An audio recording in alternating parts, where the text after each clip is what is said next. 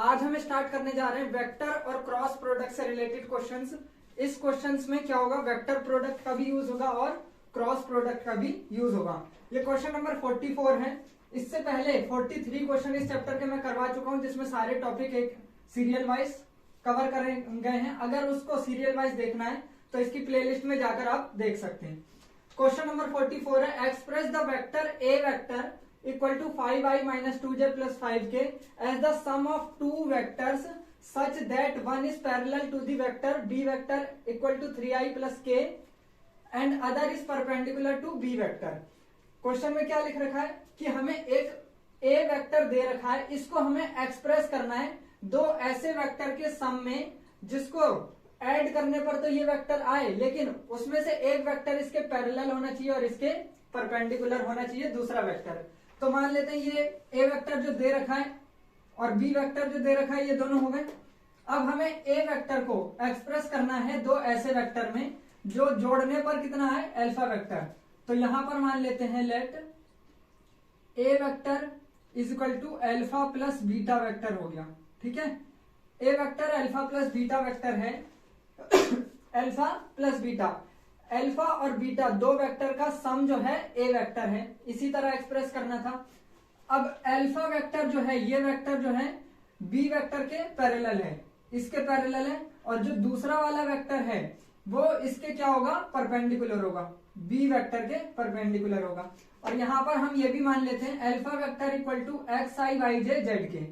Alpha vector अगर ये है तो बीटा वेक्टर अलग से मानने की जरूरत नहीं है, यहां से मिल जाएगी। तो बीटा वेक्टर की वैल्यू यहां से कैसे मिलेगी, ये होगी A vector minus alpha vector, ऐसे मिलेगी। तो beta vector is equal to क्या आ जाएगा, A vector minus alpha vector, A vector minus alpha vector. तो 5 माइनस एक्स हो जाएगा, 5 minus X I cap plus minus 2 minus Y, minus 2 minus Y J cap, और 5 minus Z, 5 minus Z K cap. तो हमें ये मिल गया alpha vector, ये मान लिया हमने, बीटा वेक्टर ये अपने आप आ जाएगा क्योंकि दोनों को ऐड करके क्या था, ए वेक्टर था। अब क्योंकि अल्फा वेक्टर जो है, अल्फा वेक्टर जो है पैरेलल है किसके, बी वेक्टर के, तो alpha vector is equal to क्या होगा, लैम्डा बी वेक्टर की फॉर्म में होगा। पैरेलल वेक्टर की प्रॉपर्टी होती है। अल्फा वेक्टर क्या है, x i y j z के, x i y j z के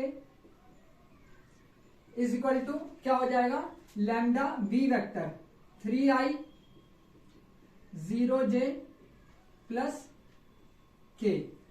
तो ये x i y j z k equal to 3 lambda i plus 0, lambda 0 को लैम्डा से मल्टीप्लाई करेंगे 0 आ जाएगा, तो ये 0j आ गया, और लैम्डा के।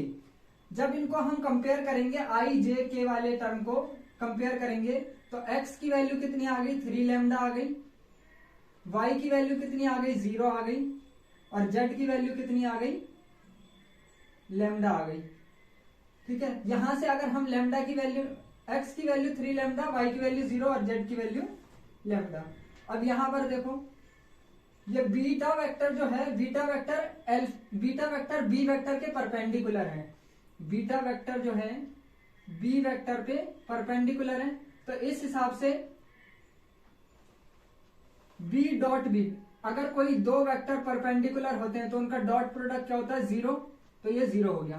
तो beta vector multi dot product करेंगे बी वेक्टर से, बी वेक्टर ये रहा, बीटा वेक्टर ये रहा, तो 5 माइनस एक्स, इन दोनों का डॉट प्रोडक्ट करेंगे तो इनके स्केलर कंपोनेंट मल्टीप्लाई होंगे, 5 minus x multiply 3 plus minus 2 minus y multiply 0 plus 5 minus z multiply 1 is equal to कितना हो जाएगा, 0।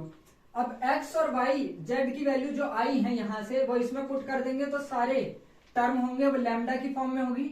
लैम्डा की वैल्यू यहां से मिल जाएगी, जैसे ही लैम्डा की वैल्यू मिलेगी यहां से इसमें पुट करेंगे x y z मिल जाएगा हमें। तो x की जगह लिख दो 5 माइनस, x की जगह लिख देंगे 3 लैम्डा, तो ये आ जाएगा 5 minus 3 lambda multiply 3 plus minus 2 y की जगह 0 लिख दो, 0 मल्टीप्लाई 0 प्लस z की जगह 5 माइनस z की जगह lambda, lambda multiply 1 equal to 0। तो इसमें आप सॉल्व करेंगे ये तो 0, अब इसका ब्रैकेट ओपन कर देंगे तो ये आ जाएगा 15 माइनस 9 लैम्डा, ये तो 0 हो गया पूरा, plus 5 minus lambda equal to 0, minus 9 lambda और माइनस लैम्डा तो हो गया माइनस का 10 लैम्डा, 15 और 5 कितना हो गया 20 equal to 0, minus 10 lambda equal to minus का 20 हो जाएगा, lambda is equal to minus 20 upon minus 10, कटने के बाद लैम्डा की वैल्यू कितनी आ गई 2, इसको पुट कर देंगे हम फर्स्ट में, इसको फर्स्ट इक्वेशन मान लेते हैं पूरी, पुट कर देंगे हम फर्स्ट में, लैम्डा की वैल्यू 2 है तो x की वैल्यू कितनी हो जाएगी 3 2 जा 6 हो जाएगी, x 6 हो गया, y तो पहले से 0 था ही, और z की वैल्यू कितनी हो गई 2। तो जो x y z की वैल्यू आई है वो हम किस में पुट कर देंगे, एक इसमें अल्फा वेक्टर में और बीटा वेक्टर में। तो अल्फा वेक्टर क्या हो जाएगा हमारा, alpha vector is equal to x y z था ना, तो 6i 0j और 2k। बीटा वेक्टर क्या हो जाएगा, x की वैल्यू 6 आई है, यहां पर x की वैल्यू 6 रखेंगे तो 5 माइनस 6 कितना हो गया -1, तो -i, और y की वैल्यू कितनी आई थी 0, -2 माइनस 0 कितना हो गया -2, तो -2j। z की वैल्यू कितनी है 2, z की वैल्यू 2 रखेंगे इसमें, 5 माइनस 2 हो जाएगा 3, तो ये आ जाएगा 3k। तो ये दोनों हमारे आंसर हो गए। अब आंसर को हम चेक करके भी देख सकते हैं कि ये सही है कि नहीं। अल्फा वेक्टर क्या था, पैरेलल था बी वेक्टर के।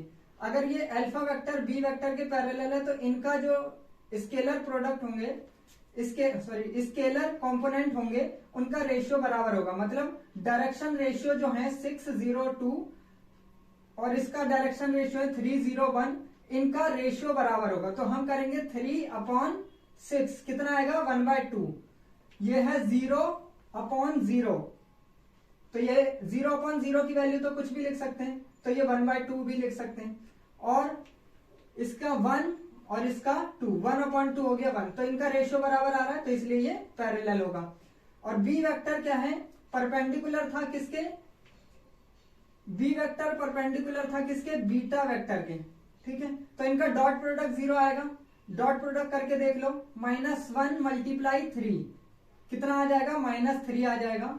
इसी तरह -2 मल्टीप्लाई 0 0 आ जाएगा, 3 मल्टीप्लाई 1 कितना हो जाएगा 3, इसको ऐड करेंगे 3 - 3 इक्वल टू कितना आ गया 0 आ गया ना, तो डॉट प्रोडक्ट 0। तो इस तरह से आंसर भी चेक कर सकते हैं। ये आंसर हो गया हमारा। अल्फा वेक्टर जो होगा वो पैरेलल होगा बी वेक्टर के, और बीटा वेक्टर होगा परपेंडिकुलर बी वेक्टर के, और साथ ही साथ अगर इन दोनों को ऐड करेंगे हम तो हमें क्या मिलेगा, ए वेक्टर मिलेगा। यह आंसर हो गया इसका। नेक्स्ट क्वेश्चन 45 क्वेश्चन भी ऐसे ही है। 45 क्वेश्चन में क्या लिखा है, बाकी सारी चीजें सेम है, बस ये थोड़े चेंज करके दे रखे हैं। उसमें दिया beta vector is equal to 2ij - 4k है। इसको एक्सप्रेस करना है हमें β1 और β2 की फॉर्म में। β1 प्लस β2 जोड़ने पर बीटा वेक्टर आए। β1 पैरेलल होना चाहिए अल्फा वेक्टर के, β2 परपेंडिकुलर होना चाहिए अल्फा वेक्टर के। बी वेक्टर की जगह दे रखा है अल्फा वेक्टर।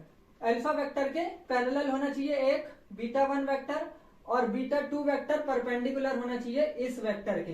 तो ये भी क्वेश्चन ऐसे ही करेंगे, ये क्वेश्चन अपने आप करना है आप लोगों को।